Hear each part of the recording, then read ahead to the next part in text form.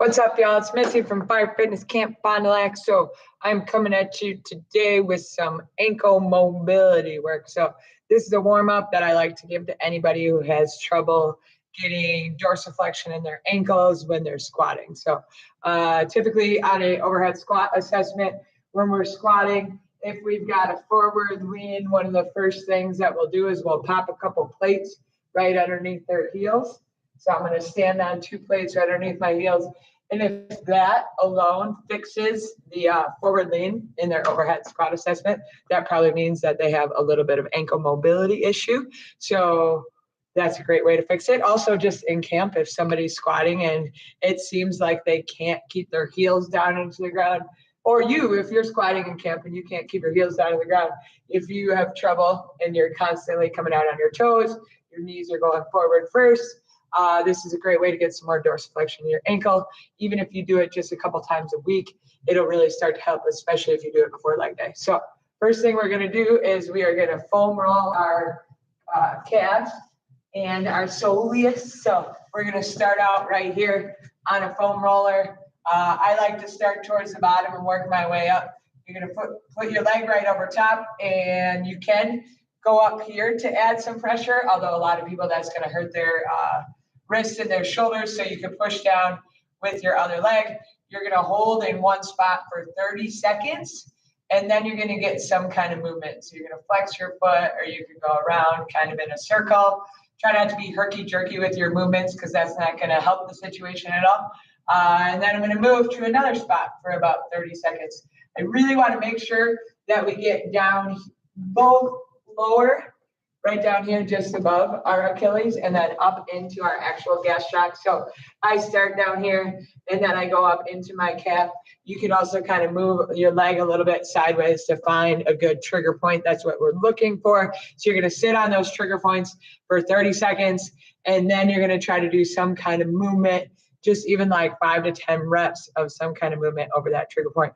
Or then you can go ahead and roll back and forth over top of it if you want. So I'll typically do both the soleus down here, and then I'll go up into the gastroc.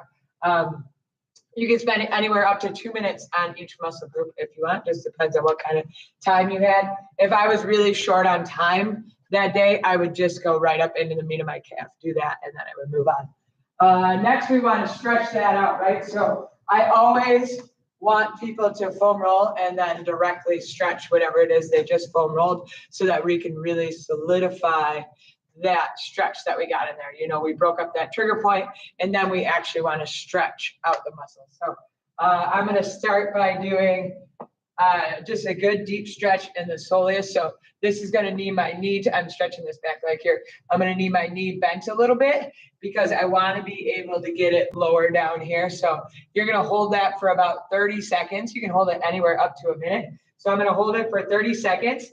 And then I'm going to take a big deep breath, and I'm going to try to stretch it even further as I breathe out. I'm going to try to stretch it even further for about 7 to 10 seconds or so. So you're going to hold that stretch for 30 seconds, take a big deep breath out, and then try to push down into that stretch just a little bit more to really lengthen that tissue for anywhere from 7 to 10 seconds.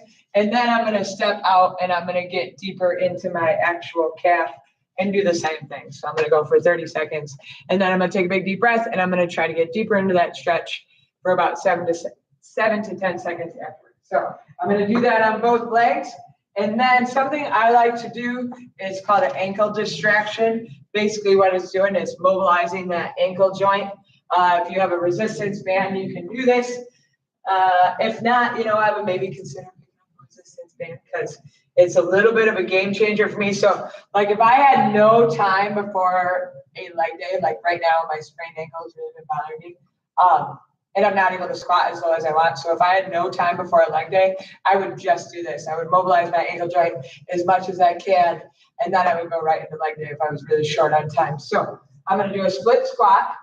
And biggest thing is making sure that both my feet are straight forward. You can come through this, it's okay. You're going to push your heel down into that ground. That's paramount. We're trying to keep that heel down the whole time. And I'm going to get as far out into that split stance as I can, keeping that pressure on my heel, getting a good stretch here. I'm going to hold that for anywhere from 10 to 15 seconds. And then I'm going to try to pedal my calf, which you shouldn't really be able to see, or not my calf, the ball of my foot. So you shouldn't really be able to see it because we're not trying to pick our heel up. We're trying to just push that gas pedal down a little bit with the ball of our foot. I usually tell people to do about 10 of them. And then I'm going to do an inversion, eversion. So I'm going, I'll turn this way so we can see it.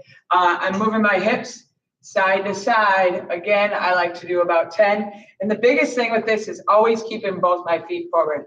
As you go through it, you're going to see people's feet try to turn, correct them, move them straight back forward because we want to be able to get that good dorsiflexion. That's going to be the best way to do it. So I'm going to do about 10 of those inversion, eversions. Again, I'm really trying to push my heel down to the ground the whole time. And then I'm going to do 10 rotations side to side. And I'm going to do the same thing on both feet. Again, that would be my go-to if I had no time. Well, 5 minutes or so before a leg day, I would do that quick because that's where I struggle most in my squats is my ankle mobility due to lots of sprained ankles from playing sports. So after I do the ankle distraction, then I'm going to go into some strengthening. So I don't typically want to just lengthen a muscle without strengthening the opposing muscle group because by strengthening that opposing muscle group, it's really going to solidify that stretch and help it kind of hold on, for lack of a better term. So I'm going to take my band and I'm going to put my foot up on my roller and then I'm going to flex my foot. What I'm trying to strengthen is right here, my anterior tib. Your like shin muscle would be the best way to describe it. So I'm going to keep my foot flexed and then I'm going to go down for a 1, 2, 3, 4. Then I'm going to flex real quick. I'm going to hold up here in this flex position for 2. 1, 2, 3, 4, flex. And you can do 10 reps of those. You can do 5 reps of those. Again, it kind of depends what you have time for. You know, something is better than nothing. So if you've got someone who you're trying to give a warm up to and they're like, I only got 10 minutes for a camp. Great, pick just a few of these and do just slightly less reps. Anything is going to be better than nothing. Any type of work that we're starting to do on that ankle complex is great. So I have written on this sheet here 10 reps of a 4-second, the eccentric. So the way down is the eccentric. I'm going to do a quick 1 count on the way in, and then I'm going to do a 2 count hold at that isometric hold. So, and then I'm going to do the other leg, right? And I'm going to do some elevated calf raises. So easiest way to do this is grab like a 45-pound plate or, you know, any plate, anything that's got an elevated surface, right? So I'm going to be right here. And I like doing one at a time, but again, if I'm short on time, great, I'm going to do them both. So I'm going to go as low as I can right here, and then I'm going to come up quick, hold up here at the top for 2, 1, 2, 3, 4, down, quick on the way up, hold at the top, 1, 2, 3, 4, down. So we're going 4 count on the way down, quick on the way up. You're going to hold for that 2 up at the top, and then go back down. So next, we've got, just some squat rocks. These are going to be great. Nobody loves them, but they're great. So we have 2 different versions of them. You can go forward or front to back, and you can go side to side. And I'm going to hold on to here just because the ankle is killing me, and I'm not going to be able to get as low and show you truly how magical they are. So, and if you have someone who struggles with balance, great, give them something to hold on to, and that'll work just fine. So I'm going to be right down here in a good squat, trying to have my quads parallel to the ground, and then I'm rocking heel to toe, and trying to go back and forth. So you're going to do 10 of those, and then you're going to do the same thing side to side, which I'm not going to do to any big extent today, but you're going to go outside of your foot, inside of your foot, outside of your foot, inside of your foot. So that's going to give you a little bit of mobility. Start doing that dynamic movement after we've stretched it out. And the last thing on my list is just leg swings. We're going to go front to back. You're going to work on flexing your foot on the way up, so you're stretching out your hamstring. You're going to really focus on kicking your butt on the way back so that you're stretching out your quad. That reminds me, in the beginning, I forgot to talk about foam rolling your quad, but you're going to do the same thing.